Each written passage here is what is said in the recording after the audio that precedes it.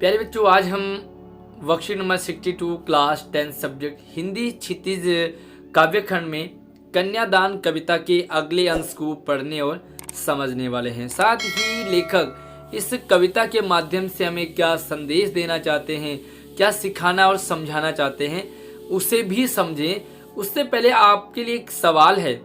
इस पाठ का नाम है कन्यादान। आपने देखा होगा कि एक माँ अपनी लड़की को जन्म देती है, पालती है, पोसती है, बड़ा करती है। इसमें पिताजी का भी बड़ा रोल होता है। और ऐसे में जब लड़की बड़ी होती है, सयानी होती है, विवाह के योग्य हो जाती है, तो उसे ससुराल जाना पड़ता है। उसे ससुराल भेज देते हैं। एक कलेजे के टुकड़े को लड़की के लिए कन्यादान, यानी कि लड़की को दान शब्द, लड़की को दान दिया जा रहा है। तो मैं आपसे एक सवाल पूछना चाहूंगा कि लड़की के लिए दान शब्द कहना सही है या गलत है? क्या लगता है आपको? आपका क्या ओपिनियन है? आपको लड़की कन्यादान शब्द सही है तो क्यों सही है? लड़की के लिए कन्यादान शब्द कहना गलत है तो क्यों गलत है? अपना ओपिनियन इस वीडियो को रोक के नीचे कमेंट में रखेंगे, तब उस वीडियो को आगे बढ़ेंगे। स्वागत है आप सभी का एक नई वीडियो में। मैं हूं आपके साथ आशीष सर। तो वीडियो को लाइक करने के साथ साथ शेयर कर दीजिए। और हाँ, नई नई वीडियो अपडेट लगातार आपके पास आती रहे। चैनल को सब्सक्राइब करना बिल्कुल न भूलें। तो चलिए शुरू करते हैं। लड़की का विवाह हो रहा है और विवाह में सबसे इम्पोर्टेंट पार्ट होता है कन्यादान, विदाई। विदाई से पहले एक माँ अपनी लड़की को कुछ समझाना चाहती है, कुछ लाइफ का बहुत बड़ा मैसेज देना चाहती है। क्योंकि लड़की अपने यौवन काल में मायके में रही, माँ के साथ रही, बहुत सारी गलतियां इग्नोर किए, बहुत सारी बातों को अनदेखा किया। लेकिन आज लड़की ससुराल जाएगी तो ससुराल के रीति रिवाज, परंपराएं, मान्यता डिफरेंट है। उसके लिए सिचुएशन दूसरी होगी, वहाँ के लोग दूसरे होंगे, वहाँ का एनवायरनमेंट, माहौल काफ़ी चेंज देखने को मिलेगा। ऐसे में माँ एक लड़की को समझा रही है कि ससुराल में तुम्हें कैसे रहना है। माँ ने कहा कि पानी में झांककर अपने चेहरे पर मत रीझना। अक्सर लड़कियों का स्वभाव होता है, नेचर होता है, भाई लड़कियां सुंदर होती है ना। तो ब्यूटीफुल अगर हम वर्ड यूज करें तो वो लड़कियों के लिए कहें। अगर हम श्रृंगार कहें, ब्यूटी पार्लर कहें, तो आजकल तो भाई लड़के भी कम नहीं है, लेकिन जो मैक्सिमम मतलब है वो लड़कियों के लिए ही ब्यूटी वर्ड जोड़ा गया है। लड़कियां सुंदर होती हैं नो डाउट, तो लेकिन ससुराल में माँ ने कहा कि अपने चेहरे को देख करके कभी रीझना मत, अपने सुंदरता को देख करके कभी घमंड मत करना। क्योंकि इस घमंड के चक्कर में लड़कियां काफ़ी सारी ऐसी होती है जो काम नहीं करती है, मुझे ये नहीं करना, मेरा ये हो जाएगा, वो हो जाएगा। तो इस तरह का जो रिएक्शन होता है ससुराल में, उन्हें काफ़ी नुकसान पहुंच सकता है। क्योंकि ससुराल का डिफरेंट लोग होते हैं, उनकी अपनी मेंटेलिटी होती है काफ़ी। क्योंकि माँ ने बहुत लंबा टाइम देखा है, वो लोगों को देखा है, एक्सपीरियंस हो गया है माँ को।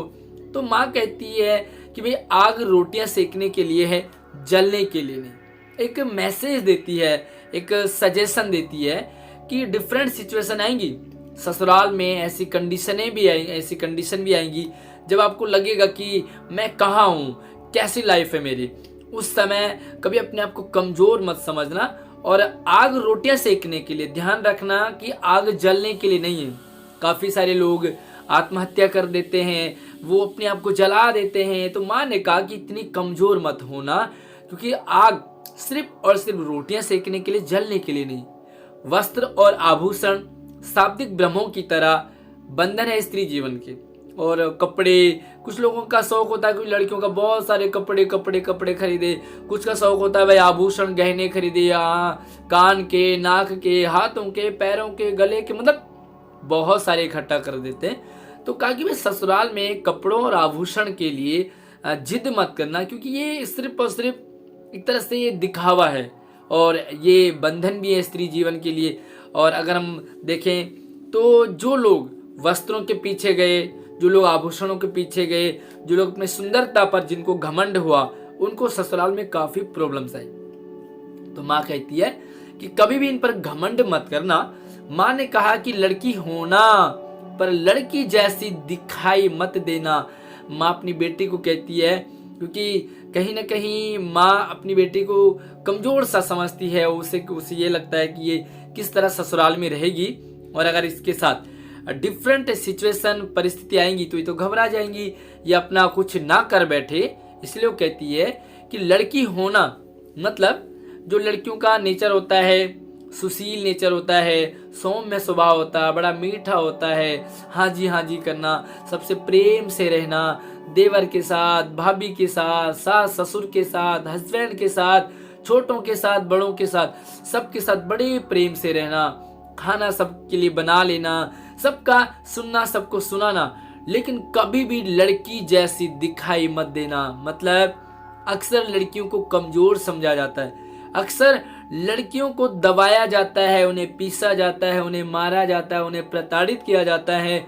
जब भी कभी तुम पर ऐसी सिचुएशन है, ऐसी कंडीशन लगे, तो लड़की जैसी मत दिखाई देना, क्योंकि झांसी की रानी भी, लक्ष्मीबाई भी एक लड़की थी और उन पे किसी ने आंख नहीं उठाया आज तक। किरण बेदी बनना, झांसी की रानी बनना अगर जरूरत पड़े तो। हालांकि माँ कहते हैं कि कभी ऐसी सिचुएशन ना आए कि तुम्हें इस तरह की जरूरत पड़े, सब कुछ बढ़िया चलता रहे। तो चलिए, ये मैसेज आपको किस तरह लगा, कैसा लगा, माँ का ये सजेशन, माँ का ये सिखाना आपको कितना अच्छा लगा, मुझे कमेंट करके भी जरूर बताएं। अगर आप लड़कियां हैं तो आपको और ज़्यादा समझ सकते हैं, क्योंकि आपको भी ससुराल जाना है। तो चलिए देखते हैं कुछ क्वेश्चन आंसर। हालांकि आजकल बहुत हद तक परिवेश बदल चुका है, आजकल का माहौल काफ़ी बदल चुका है, आजकल लड़कियां भी स्ट्रॉन्ग हो चुकी हैं और ससुराल में दबती नहीं है, वो भी आवाज़ उठा देती हैं। पहला सवाल है, कविता में लड़की की माँ उसे क्या माँ ने क्या समझाया? तो माँ ने समझाया भाई कभी भी वस्त्रों के ऊपर, अपने चेहरे के ऊपर घमंड मत करना, और आग में जलना मत कभी, क्योंकि आग सिर्फ और सिर्फ रोटियां सेकने के लिए। तो बहुत सारी और भी चीजें सिखाई माँ ने। आप सारी बातों को यहाँ पर लिख सकते हैं, और ये वाला सवाल कई बार आपके एग्जाम में पूछा जाता है। तो चलिए, मुझे भी आप कमेंट करके बताएं कि माँ ने जो जो भी समझाया आपको सबसे अच्छा क्या लगा। चलिए, अगला सवाल है, माँ ने लड़की को किसकी तरह ना दिखने के लिए कहा है? माँ ने कहा है कि लड़की जैसी मत दिखना, मतलब भाई जेंट्स बन जाए क्या? नहीं, वो लड़की जो प्रताड़ित होती है, जिस लड़की को कमजोर समझा जाता है, तो अबला मत बनना, कमजोर मत बनना ठीक है। तो आप इस तरह की लड़की मत दिखना जिस पर कि हर कोई उंगलियां उठाए, हर कोई झपट्टा मारे। बहुत सारे ऐसे लोग होते हैं ना, कहते हैं गरीब की बहू सबकी भाभी होती है, अमीर के घर में किसी को भाभी बोल के देखो, है ना। कविता में किन वस्तुओं को भ्रम की तरह बताया है? तो यहाँ पर सिंपल सा सवाल है, कविता में वस्त्रों को बताया है और आभूषणों को, गहनों को बताया है, तो ये आपकी क्या शाब्दिक भ्रमों की तरह है। आग शब्द के कुछ पर्यायवाची बताएंगे, तो भाई आग शब्द का अग्नि है, अनल है, हुतासन है, पावक है। तो इस तरह से आप बहुत सारे लिख सकते हैं, और एक एक्टिविटी है आपके लिए, बहुत अच्छी है ये एक्टिविटी, आपको काफ़ी कुछ सीखने को मिलेगा इससे। चलिए, पूरा थोड़ा सा दिखा देता हूँ, तब तक आप वीडियो को लाइक कर लीजिए अगर आपने अभी तक नहीं किया है तो। घर में चर्चा कर उन अवगुणों की सूची बनाइए जिनके कारण मनुष्य को अक्सर दुख उठाने पड़ते हैं। भाई, इंसान में बहुत सारी कमियां होती है, बहुत सारे अवगुण होते हैं।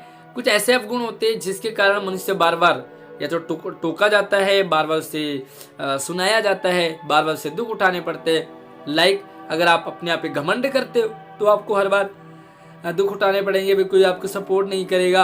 अगर आप हमेशा झूठ बोलते हो, हमेशा आप उदंड व्यवहार है आपका, झगड़ालू व्यवहार है, तो आपको हमेशा दुख उठाने पड़ते हैं और आपको सुनना भी पड़ता है। इसके अलावा कोई दो मुझे भी आप बताएं जो आपकी जो अवगुण हैं और जिनके कारण सुनने को मिलता है, अक्सर दुख उठाने को मिलता है, तो मुझे कमेंट पे भी जरूर बताएं। और हाँ, इस वीडियो के बाद आपने अगर चैनल को सब्सक्राइब नहीं किया तो यार अभी कर लीजिए, क्योंकि यहाँ पर इसी तरीके से आपको पढ़ाई करवाई जाती है। तो अगली वीडियो में मिलते हैं, तब तक जय हिंद।